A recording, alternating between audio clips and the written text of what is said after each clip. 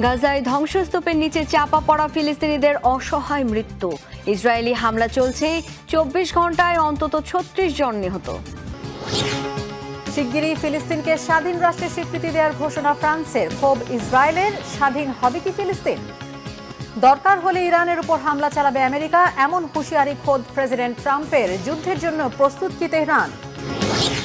পুরনো শত্রু চীনের বিরুদ্ধে আমেরিকার 125% শুল্ক আরোপ কিসের ইঙ্গিত? ওয়াশিংটন বেইজিং বাণিজ্য যুদ্ধ কি শুরু? দরকার হলে ইরানের ওপর সামরিক হামলা চালানোর হুমকি দিয়েছেন মার্কিন প্রেসিডেন্ট ডোনাল্ড ট্রাম্প। ঘোষণা দিয়েছেন আগে থেকেই ওই অঞ্চলে পরমাণু বিস্ফোরকবাহী বোমারু বিমানও বসিয়ে রেখেছে যুক্তরাষ্ট্র। শান্তি চাইলে ওয়াশিংটনকে সামরিক হুমকির কৌশল থেকে সরতে তেহরানের আহ্বানের 24 ঘন্টা না পেরোতেই এই হুঁশিয়ারি দিলেন প্রেসিডেন্ট ট্রাম্প। তাহলে কি সত্যি ইরানে হামলা হবে? সমঝোতা বৈঠকের আগ মুহূর্তে কেন এমন হুমকি? বিস্তারিত মেহরাব হোসেন খানের ডেস্ক রিপোর্টে। গাজায় যুদ্ধবিরতি নিয়ে যুক্তরাষ্ট্র সৌদির শীর্ষ 2 কূটনৈতিকের বৈঠক। মার্কিন পররাষ্ট্রমন্ত্রী মার্কো রুবিও এবং সৌদি পররাষ্ট্রমন্ত্রী ফিরিন্স ফয়সাল বিন ফারহান আল সৌদ হামাসের হাতে বন্দীদের মুক্তি ও গাজায় যুদ্ধবিরতি নিশ্চিত করার জন্য চলমান কূটনৈতিক প্রচেষ্টা নিয়ে আলোচনা করেছেন। স্থানীয় সময় বুধবার ওয়াশিংটনে শীর্ষ এই 2 কূটনৈতিকের মধ্যে আলোচনা অনুষ্ঠিত হয়, খবর আনাদুল এজেন্সির।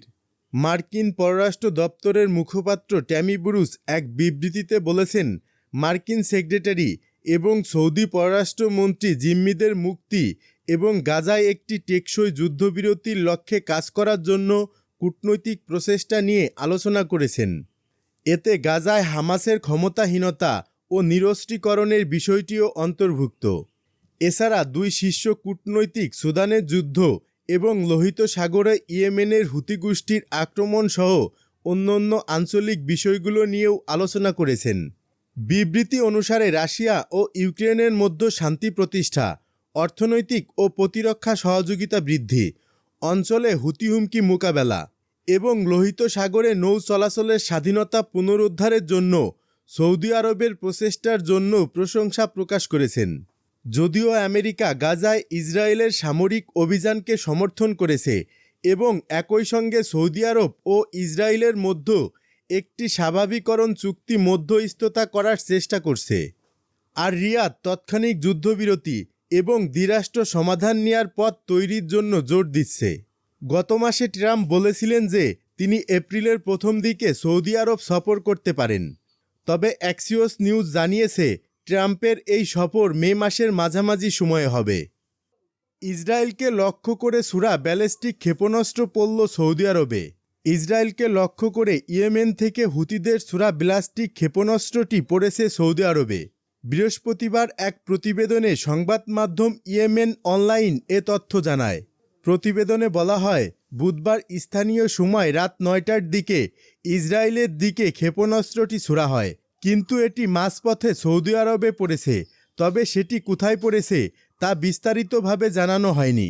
ইসরায়েলি সেনাবাহিনী ক্ষেপণাস্ত্রটি শনাক্ত করতে সক্ষম হলেও দেশটিতে কোনো সাইরেন বাজানো হয়নি, কারণ এটি কোনো হুমকি সৃষ্টি করেনি। এদিকে সৌদি আরব বা হুতি পক্ষ থেকে ক্ষেপণাস্ত্রটি নিয়ে কোনো মন্তব্য করা হয়নি।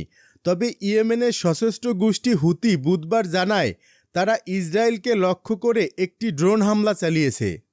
ফিলিস্তিনিদের বাঁচানোর জন্য বেশি সময় হাতে নেই জাতিসংঘ।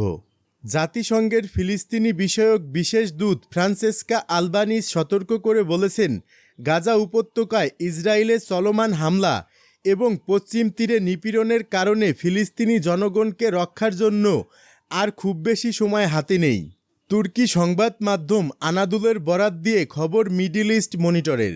ফ্রান্সেস্কা আলবানিজ বলেন, ইসরায়েল জানুয়ারি থেকে গাজায় কোনো যুদ্ধবিরতি সেভাবে মানেনি এবং আন্তর্জাতিক সম্প্রদায়ের হস্তক্ষেপ না হলে ইসরায়েল তাদের যুদ্ধ অপরাধ বন্ধ করবে না।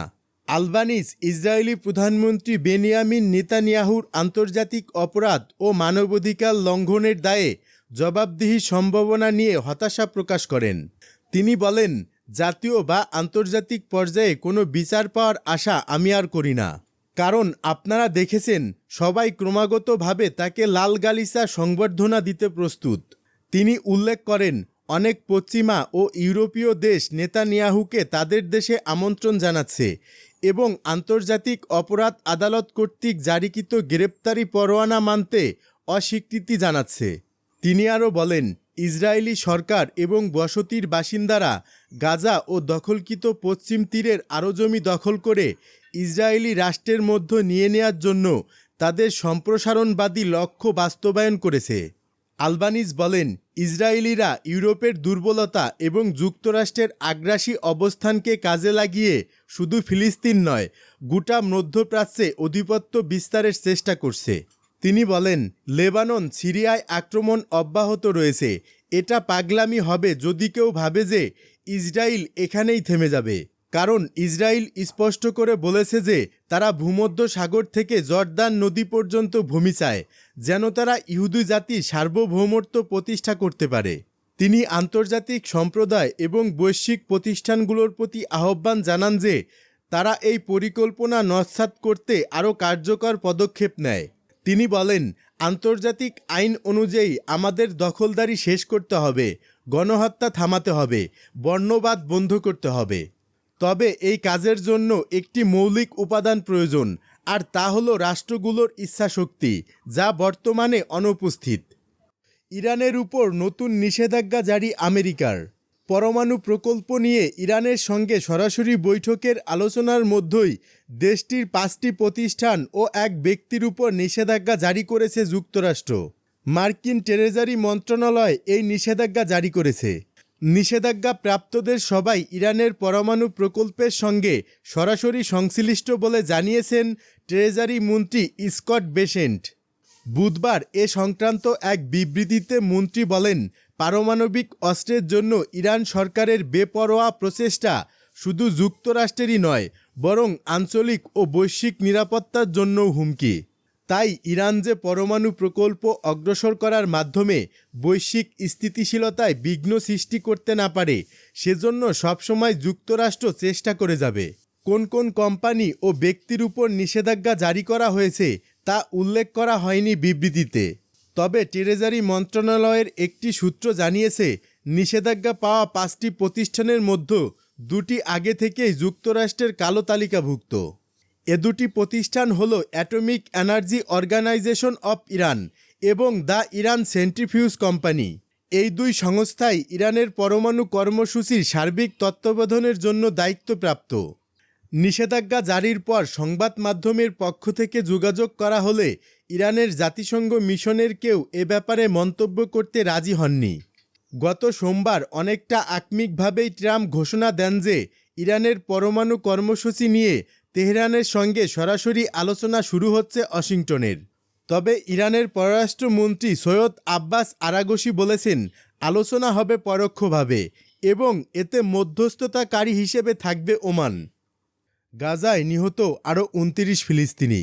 অবরুদ্ধ গাজা উপত্যকায় ইসরায়েলের হামলায় গত 24 ঘন্টায় অন্তত 29 জন নিহত হয়েছেন। এ সময় আহত হয়েছেন আরও অনেকেই।